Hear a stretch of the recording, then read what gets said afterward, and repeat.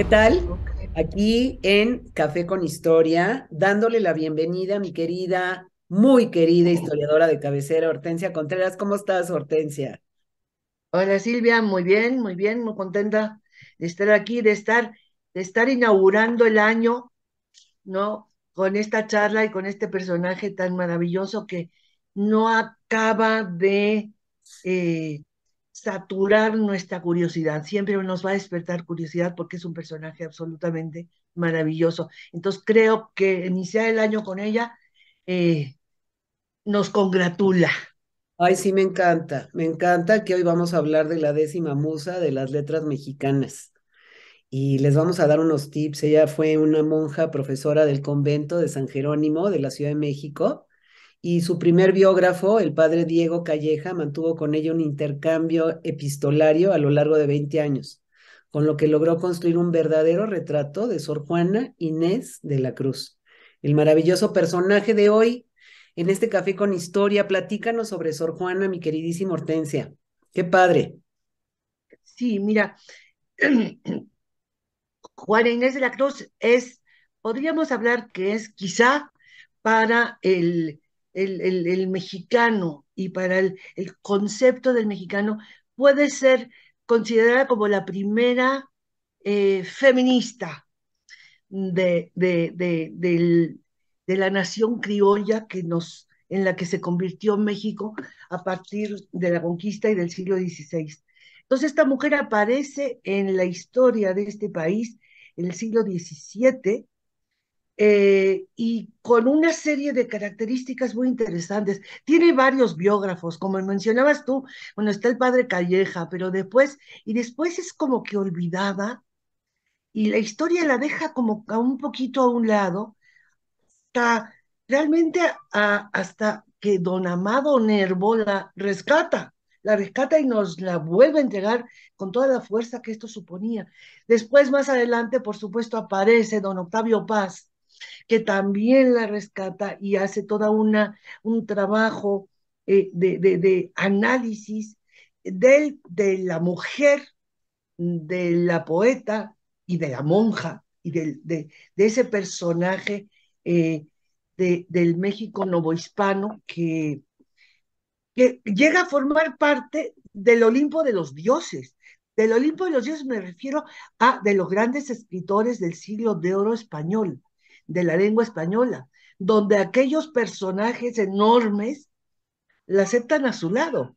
Ah, una mujer y a una monja y a una novohispana que está hasta el otro lado del océano y que a lo mejor no tenía mucho derecho.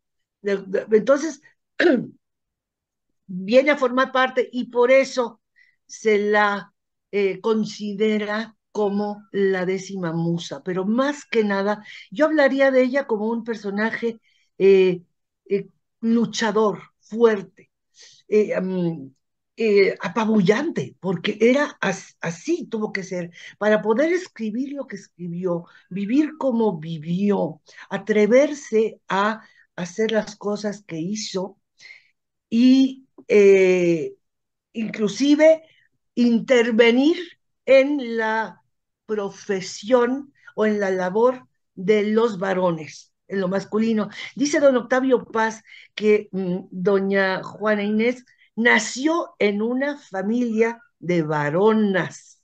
Es muy gracioso la expresión, porque su madre fue una mujer que tuvo relaciones con diferentes personajes de los que tuvo hijos, pero ella fue la que sacó adelante a su familia y a sus hijos con su trabajo personal. A ella no la mantuvo nadie durante muchísimo tiempo. Y entonces ella trabajaba sin saber leer ni escribir. Doña Isabel Ramírez sacó adelante a sus hijos. Entonces, por eso don Octavio decía, pues es que claro, ahí las mujeres eran las entronas, las luchonas, las que sacaron adelante aquella familia de muchas mujeres además. Entonces, Juanita nace en medio de una familia de criollos, son criollos, los abuelos de Juana llegan de la zona del sur de España, se emigran a la Nueva España buscando una mejor vida y bueno, se establecen aquí y Juana nace en el año de 1648. Esa es la fecha un poquito más aceptada, aunque después ella trata de cambiarla y le cuenta al padre Calleja en sus cartas que no, que ella nació en 1651. No fue seguramente ni coquetería, ni vanidad femenina, ¿no? Pero lo más seguro es que su fecha de nacimiento real haya sido el 48.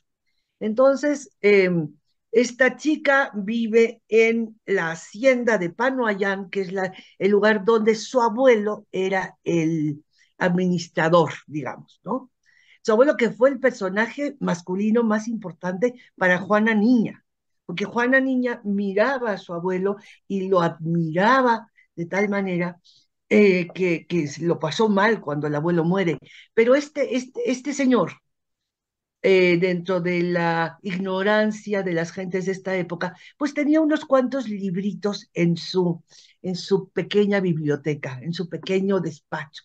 Y la chiquita, desde muy chiquita, dio señales de quién era. Todo esto nos lo cuenta ella personalmente en un texto que se llama La respuesta a Sor Filotea de la Cruz. Y eso ya lo vamos a mencionar un poquito más adelante a más detalle, pero el caso es que esta chiquita, desde muy jovencita, en el pueblo de Nepantla, donde pertenecía la hacienda de Panoayán, eh, supo, y estamos hablando de una niña de 3 años, era una cosita de nada, y esta chiquita se enteró de que su hermana mayor iba a ir a la casa de una viuda del pueblo que se dedicaba a educar a las niñas, porque las niñas no tenían permitido ningún otro tipo de educación, ¿no?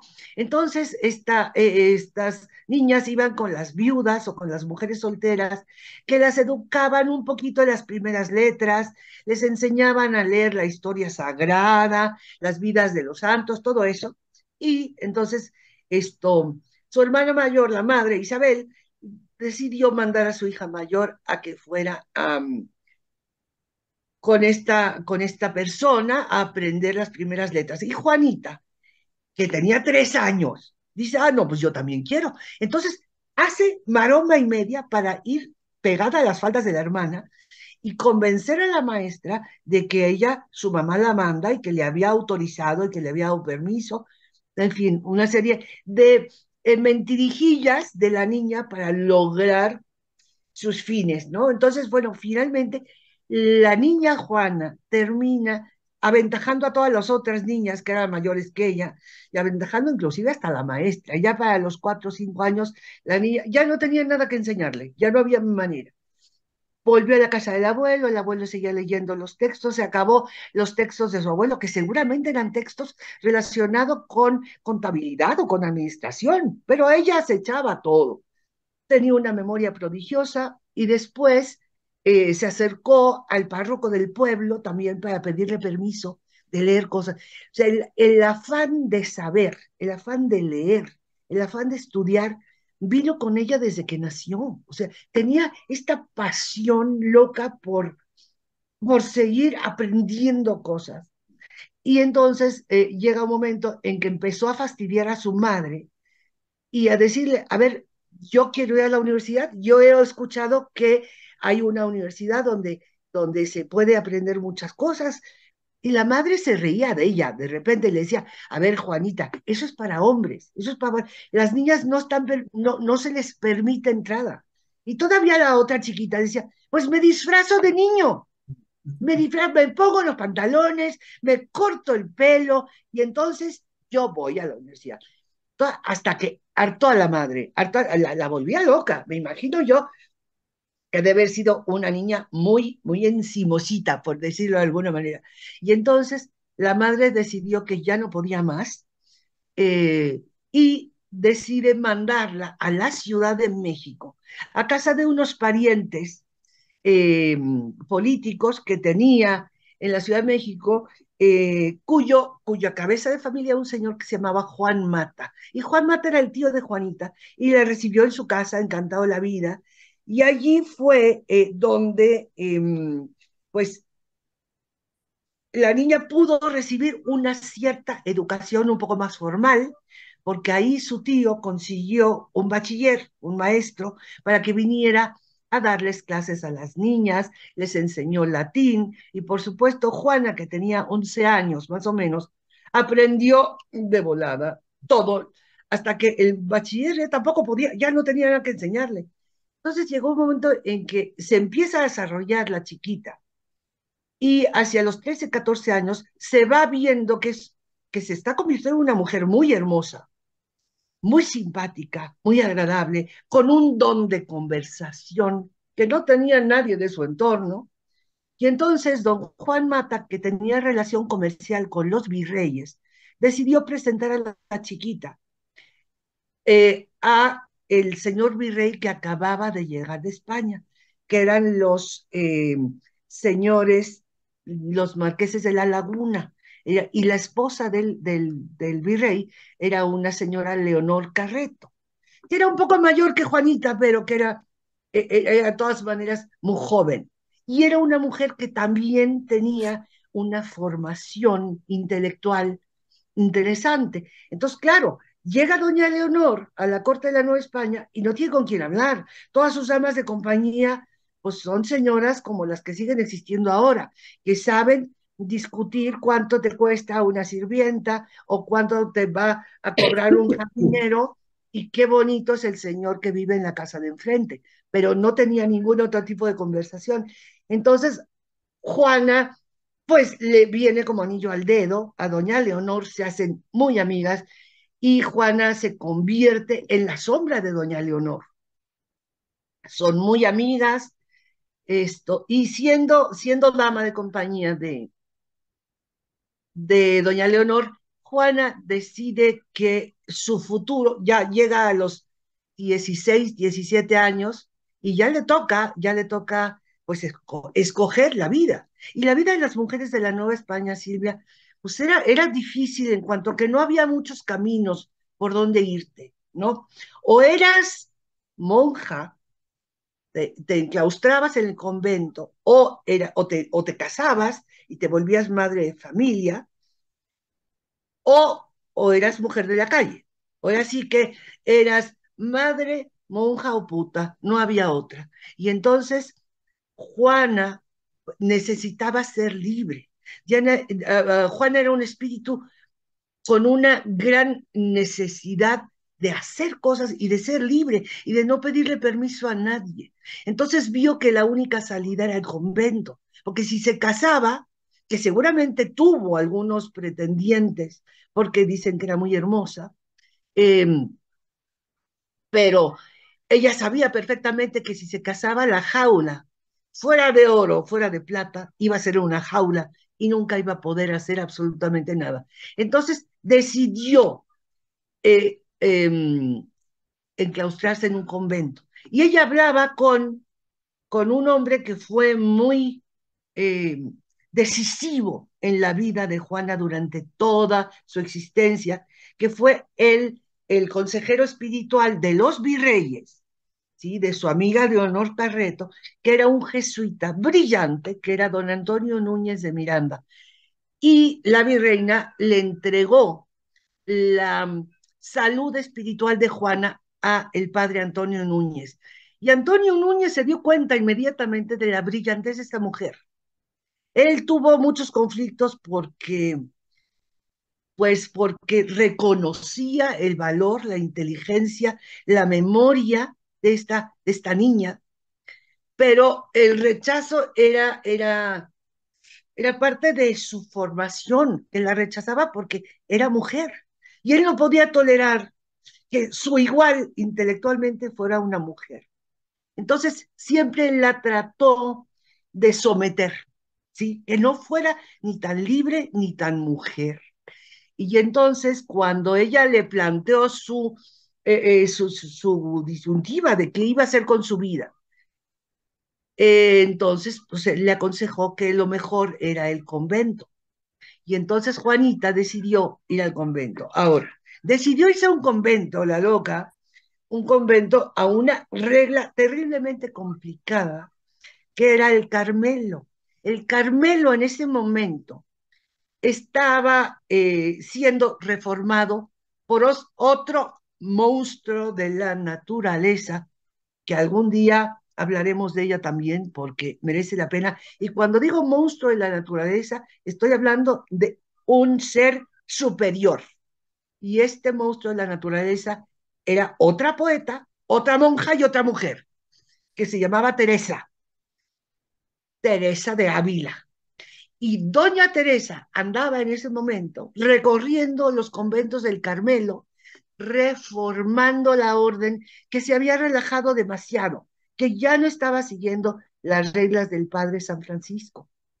Entonces se volvió una regla muy difícil, muy dura. Y Juanita, que vivía en el palacio virreinal, que vivía entre algodones, y hacía lo que quería porque su amiga la virreina pues le daba permiso a todo. Claro, llega el Carmelo y se enferma. Se enferma, no dura nada en el Carmelo, porque aquello era terrible, terrible, y tenían muchas obligaciones, entonces no tenía la libertad que ella buscaba. Y el caso es que se enferma y la madre abadesa del convento de Santa Teresa la Nueva, les llama a la virreina y le dice, no, esta niña no sirve para el Carmelo, esta niña llévatela a tu casa porque la verdad, aquí nada más nos va a dar dolores de cabeza. Entonces la virreina se la lleva y trata de convencerla un tiempo de que a lo mejor el camino de la religión no es lo que necesita. Y Juanita no ve otra salida y finalmente consigue que su consejero espiritual, el padre Núñez, pues le aconseje otra regla un poquito menos exigente, menos estricta, ¿no? Y entonces él le dice, mira, el convento de San Jerónimo es bueno, tiene una madre abadesa que te podría ayudar, que te va a servir, y no es tan rígido como el Carmelo. Es más, en el convento de San Jerónimo tú vas a poder tener independencia de la vida conventual y de la vida comunal, porque vas a conseguir una dote suficientemente fuerte para que puedas llegar y puedas tener tu vivienda aparte. El convento de San Jerónimo, como algunos otros, tenían estas dos opciones de la vida conventual: la vida en comunidad, en las celdas de las monjas, pero había monjas de privilegio que tenían sus viviendas aparte, que eran, ¿cómo te puedo decir? Era como una especie, a ver, de townhouses, ¿no? Un poquito unos bungalitos, donde ellas eran totalmente independientes y podían evitar todas las actividades comunitarias del convento. Entonces, Juana, su amiga la virreina, consigue que un personaje de la corte que se había hecho muy, bueno, había conseguido hacer que Juana fuera como, la veía como su sobrina, como su nieta, la quería mucho, y era un hombre de mucho dinero. Entonces él aportó la dote de Juana para que llegara al convento de San Jerónimo. Entonces llegó con todos los privilegios del mundo. Entonces pudo vivir aislada de la comunidad, aunque trabajó, siempre trabajó muy duro para sostenerse y para que su dote no menguara, ¿entiendes? Entonces, y fue durante muchísimo tiempo administradora del convento, contadora del convento, hizo que las finanzas del convento crecieran. Fue una mujer muy productiva, digamos, ¿no? Pero muy consentida también por parte de las autoridades de San Jerónimo. En esto ella seguía escribiendo, pero escribía cosas que no iban de acuerdo con su situación como monja y como mujer. Entonces el padre Núñez la regañaba totalmente, con todo el tiempo le decía, pero no, madre, usted no puede escribir esto porque estos son poemas amorosos, son poemas muy mundanos. Usted tiene que escribir cosas de religión y nunca la convenció, nunca la convenció.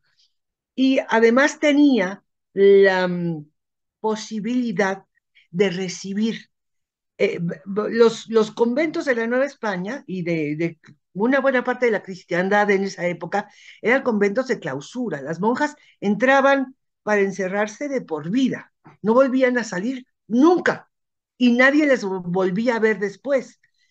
Pero Juana tenía la autorización de la madre abadesa de recibir a sus amistades, a sus familiares, a la virreina, por supuesto, y a la virreina que siguió a doña Leonor Carreto, que era doña María Luisa Mancera, que también se hizo muy amiga de Juana, y entonces lo que había, Silvia, es que Juanita, dentro del convento, dividida por una especie como de reja, de celosía del mundo externo, recibía gente, entonces tenía tertulias, y era tan rica Juanita que podía ofrecerles a sus amigos pan con chocolate. Entonces, mientras estaban en aquellas reuniones, sus amigos, que la mayoría eran varones, y también llegaba ahí muchas veces don Antonio Núñez, pero llegaban otros intelectuales, académicos, ¿no? Como don Carlos de Sigüenza y Góngora, como el padre Fernández de Santa Cruz, el obispo de Puebla, en fin, tenía gente que la respetaba y que la buscaba mucho, porque Juana tenía además el don de la conversación.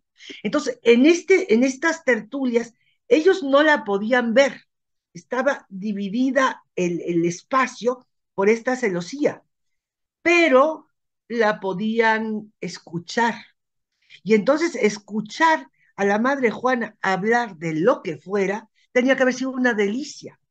Entonces era constante las tertulias de la madre Juana en el convento de San Jerónimo.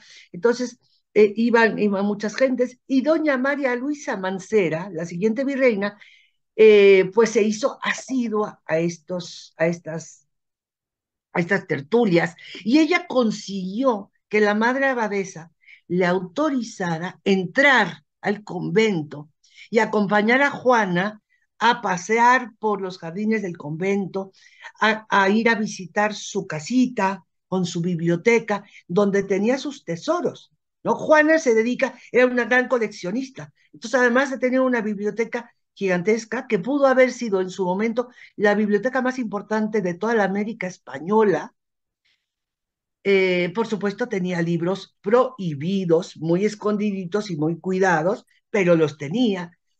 Y además tenía una colección muy importante de instrumentos musicales, porque la música se convirtió en una parte también muy importante de su desarrollo intelectual. Entonces, y era autodidacta. Juan aprendió todo esto solita. No tuvo un solo maestro, excepto aquel bachiller de la casa de su tío Juan Mata, que le enseñó cositas, pero que nunca pudo. Pero ella fue aprendió sola a hablar el náhuatl, aprendió sola a hablar el griego, a leer el griego, aprendió sola también a trabajar con todos los instrumentos musicales y a escribir música, Silvia. Ella escribe canciones, escribe villancicos. Es, es, es una brillantez que no hemos podido volver a encontrar nunca más. Después era muy curiosa en el ámbito de las ciencias. Entonces también tenía una colección de instrumentos científicos importantísima, que le iban regalando sus amigos, ¿no? Desde un pequeño compás hasta un telescopio, donde ella trataba de descubrir la verdad de la vida en las estrellas y en el mundo del cosmos. Bueno, aquello era. Entonces, doña María Luisa Mancera llegó a entrar en esta intimidad de Juanita hasta el momento, y establecer esto, una fuerte amistad con ella, hasta que son llamados de regreso a España.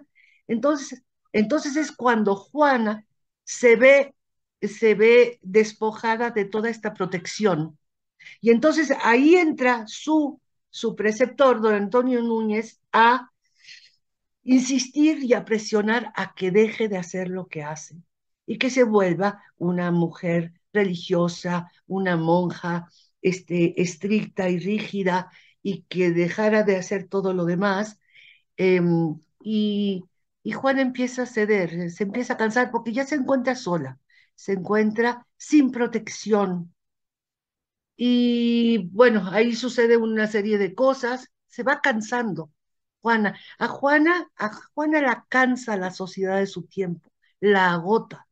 A pesar de ser una mujer emprendedora y libre, llega un momento en que al verse despojada de esta protección se siente sola, se siente triste, se va deprimiendo, hasta que llega un momento de su vida terrible, terrible, donde lo que va a sufrir Juana, y aquí me voy a ir más rápido, porque entiendo que me estoy alargando, es que va a sufrir de parte de alguien muy cercano y muy querido de ella una traición. La traición realmente es lo que acaba con Juana.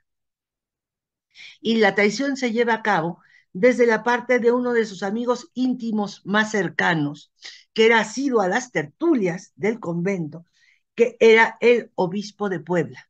El obispo de Puebla era un señor que se llamaba Manuel Fernández de Santa Cruz y que estaba teniendo un conflicto político con el obispo de la Ciudad de México, el arzobispo de la Ciudad de México, que era un jesuita misógino terrible, ¿no? Que era don Francisco Ayar y Seijas. Entonces, estos dos estaban compitiendo por lograr que el rey de España los nombrara virreyes de la Nueva España. Entonces, ahí había una competencia política muy fuerte. El obispo de Puebla, el amigo de Juana, decide utilizar a Juana para ganarle la partida al señor Aguiar y Seijas. Entonces llega con Juan a una de sus tertulias con un sermón que había escrito un jesuita ya retirado que se llamaba don Antonio Vieira. Don Antonio Vieira era mundialmente reconocido como el gran escritor de sermones de la Compañía de Jesús. El hombre ya estaba retirado, y para retirarse le entrega a su comunidad un pequeño sermón que se llamaba el de las bondades de Jesús a la hora de su muerte. Entonces, es un sermón pequeño, de unas cuantas cuartillas, pero que causa mucha polémica. Entonces, el obispo de Puebla llega con Juana y le dice, mira, Juana, yo te traigo esto para que lo leas y después, cuando lo termines de leer, me citas para que lo veamos y lo discutamos entre tú y yo. Dos intelectos superiores van a analizar el trabajo del padre Vieira. Y resulta que Juana lo lee, lo discute, lo comenta y escribe un texto en el que critica un poco al padre Vieira. Y se lo entrega a su amigo Fernández de Santa Cruz. Y ahí se consuma la tragedia y la traición, porque Juana le dice, mira, léelo, y cuando ya lo hayas leído vienes y lo discutimos tú y yo, pero que esto no salga de nosotros dos. Y lo que hace Fernández de Santa Cruz para ganarse las simpatías de España y de la curia española es que publica la carta de Juana. Entonces, claro, aquello crea una explosión de locura, porque ¿cómo se atreve una monja mexicana distante y lejana a criticar y a cuestionar la sabiduría del padre Vieira? Aquello se vuelve una locura. Y entonces su amigo, tomando la personalidad de una monja de la ciudad de Puebla, que se preciaba de que las monjas de Puebla eran muy cuadraditas y muy cerradas, el hombre aquel le escribe una carta reclamándole a Juana su discurso sobre el sermón de Vieira. Esta carta la firma una monja que se llama Filotea de la Cruz. Pero Filotea de la Cruz es el obispo de Puebla. Entonces, él toma un papel femenino de una monja para reclamarle a Juana de tú a tú lo que se había atrevido a hacer la otra. Entonces, bueno, la cosa termina muy mal. La madre abadesa del convento de San Jerónimo manda a llamar a Juana y le dice, Juana, perdón, pero esto no puede quedar así. Tú tienes que dar una respuesta. Y tú tienes que dar una respuesta por escrito. Y tienes que defenderte.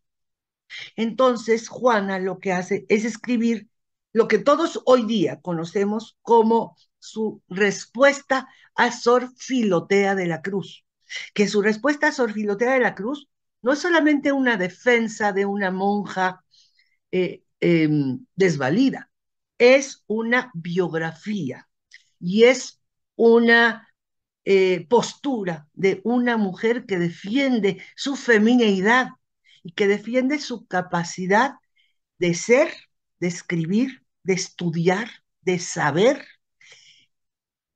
y que no por ser mujer tiene que dejar de ser capaz de expresarse, ¿no?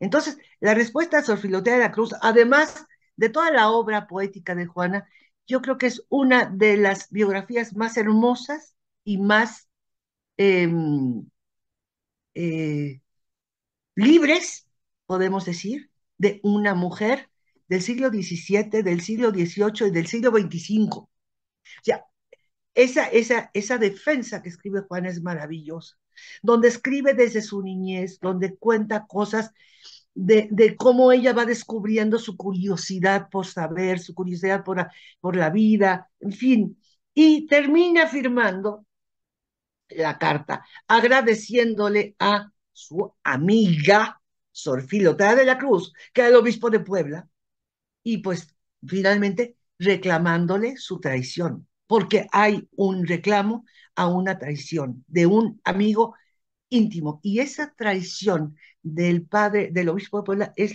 lo que realmente la lleva ya a un declive y a un empezar a aceptar que a lo mejor lo más sano es dejar todo.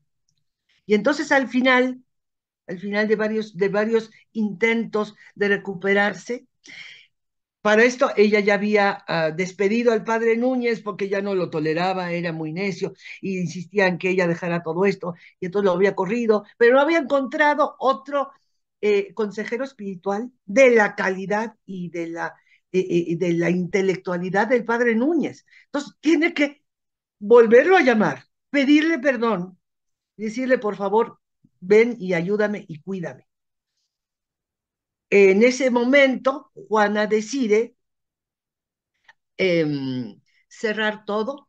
Su amigo Carlitos de Sigüenza se había marchado a Madrid con los legajos y con todos los escritos de Juana y se los lleva a la señora de Mancera, a doña María Luisa, y se los lleva. Y entonces doña María Luisa lo que hace en Madrid en este periodo de tiempo es publicar, conseguir que se publiquen y que se impriman las obras completas de Sor Juana Inés de la Cruz. Entonces, mientras Juana está en México viviendo toda esta tragedia y todo este dolor y toda esta traición, pues en España la están imprimiendo, la están publicando. Entonces todavía logra llegar de regreso Carlitos de Sigüenza y va y le regala esa obra completa a Juana y le dice, mira, te manda María Luisa esto, aquí tienes tus copias, ella se quedó con otras para seguir publicando en España y acá yo me voy a quedar con otras. Y entonces no puedes claudicar, no te puedes, no. Y entonces pero Juana ya está cansada, ya está harta. El obispo de la Ciudad de México, el padre Aguiar Seijas, que es un misógino asqueroso, está encima de ella y finalmente la logra vencer. Entonces ella decide cerrar todo, cerrar su vida. Ella finalmente empieza a morir en el momento que toma esta decisión y dice, ok, voy a entregarme, ya voy a renunciar a todo. Y es cuando ella renuncia. Y entonces convoca a toda la comunidad del convento de San Jerónimo, le pide al padre Núñez que haga de testigo y firma con su sangre su carta de renuncia al mundo. ¿no? Y la firma con la famosa frase de yo la peor de todas, ¿no? Y entonces firma y le entrega a Aguiar y Seijas su vida en la forma de que permite a los sirvientes del padre Aguiar que vengan a su casa y la despojen de todo. Entonces le quitan toda la biblioteca, queman la mayor parte de sus libros, la despojan de sus instrumentos musicales, de sus instrumentos científicos, le dejan la casita vacía y a ella la dejan vacía también por dentro. Entonces, al poco tiempo, y entonces los últimos años, Juana se dedica a lo que todo el mundo le insistía que se dedicara, que era a cuidar a sus hermanas, a vivir una vida en religión, a dejarse de tonterías y a dejarse de cosas mundanas, hasta que es en el año 69, no estoy muy segura, no, en el 1695, perdón, cuando una epidemia terrible de peste ataca la Ciudad de México y la enfermedad llega a todos los conventos y ataca al convento de San Jerónimo. Entonces, ella en los últimos meses de su vida se dedica a cuidar a sus hermanas hasta que se contagia. Y muere finalmente el 17 de abril de 1695 a las 3 de la mañana. Y muere con ella toda una posibilidad de que las mujeres accedan a las fuentes de conocimiento. Y entonces nos quedamos, las mujeres mexicanas, otra vez 200 años inmersas en un mundo de ignorancia y de estupidez contra el cual ella luchó toda su vida. Y esta es de una manera muy somera y muy amplia el abanico de la vida de una de las más grandes poetas de habla española de los siglos de oro del virreinato de la Nueva España. Y yo creo que hoy, si pudiéramos ir al mercado de San Juan a comprar, eh, no sé, unos filetes de cerdito para guisar, nos iríamos a buscar las recetas de Juana, porque encima también es cocinera, la loca. Y ella decía, bueno, es que cuando yo me meto a la cocina voy descubriendo cosas. Y es que estoy segura que si Aristóteles hubiera cocinado, hubiera dejado mucho mejor obra de la que nos dejó. O sea, era un personaje de verdad grandioso y que eh, por suerte tenemos como antepasado y hay que buscarla y hay que jugar con ella y hay que cantar con ella y hay que vivir con ella para sentirnos mujeres libres, ¿sí? Porque si hay alguien que luchó por nuestra libertad, esa fue doña Juana Inés de la Cruz, doña Juana Ramírez de Asbaje, doña Juanita, como le decimos los que la queremos tanto. Ay, Y Hortensia, con eso los dejo. tocaste uno de mis personajes favoritos. De hecho, Sí, acaban de sacar un libro, ya ves que está la Universidad del Claustro Sor Juana, ya que ajá, claro, la claro, doctora es Carmen Beatriz López Portillo, mi querida Gigi, y ahora su hija hizo una edición de un libro que yo ya tengo con las recetas de Sor Juana. claro, Y sí, bueno, si vas ahí, el convento de San Jerónimo, ahí sigue, las piedras, sigue dentro, y yo creo que, híjole, es tan actual Sor Juana, que yo creo que se la viviría peleando el día de hoy pues por sí, toda claro, la falta de equidad que todavía existe. que Gracias, todavía, gracias por traernos estas pinceladas de un personaje que yo creo que muchas de las que nos están viendo deben de admirar, deben de estudiar. Tú tienes talleres padrísimos, no sé si tienes dentro de tus talleres, Sor Juana, para entrar muy de fondo en sus poemas y en su vida. claro, sí, Creo que es vital vital que conozcamos, que respetemos, que admiremos a las que están atrás de nosotras, que son las que también construyeron muchos puentes para que hoy estemos Exacto, donde estamos, ¿no? Me encanta, exacto. te agradezco de veras en el alma. Y bueno, pues nos despedimos el día de hoy, invitándolas a que nos acompañen el último miércoles de febrero también para platicar sobre la vida de quién has pensado, mi querida Hortensia, que siempre nos trae sorpresas que son un Sí, regalo. Gracias. ahí les tengo una, sí, es una sorpresa, pero que va de un personaje también en la lírica, también poeta, y que yo vinculo mucho a Juana en su concepto del valor que tiene un personaje que maneja la palabra, que maneja la poesía lírica, que también es un personaje muy antiguo, muy antiguo relativamente, pero que es antiguo porque está atado a la antigüedad grecorromana, sin saberlo, ¿no? Y que es un poeta, y el nombre te lo dejo saber a mediados de febrero, Ok. para que sea de verdad, una sorpresa, pero les va a encantar. Siempre nos dejas picadas, pero bueno, siempre sabemos que son unos regalos maravillosos, muy valiosos los que traes aquí a Retos Femeninos en este programa de Café con Historia. Y bueno, si te gustó el programa, dale like, compártelo, suscríbete a nuestro canal de YouTube, Retos Femeninos TV. Y ahora también puedes escuchar todos los programas que estamos presentando. Ya los encuentras en Spotify. Abrimos nuestro canal que es Retos Femeninos. Así que no hay pretexto para que nos mantengamos en la historia. La historia nos llena, la historia nos permite comprender mucho de lo que pasa hoy en día y vivir en la cultura, en el arte, llena el alma. Gracias, mi queridísima Hortensia. Síganla. Un ataque de historia. Iba a Un decir un ataque de café. historia. Oye, te iba a decir un café con historia. No. Las redes de Hortensia que han estado saliendo durante el programa es un ataque de historia. Me metí en Sor Juana.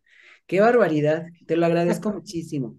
Hasta la No, próxima. Nos vemos no en hay de qué. febrero. Hasta la Gracias. próxima, Silvia. Muchísimas Gracias, gracias. Un Hortensia. Un beso. besito. Gracias. Bye.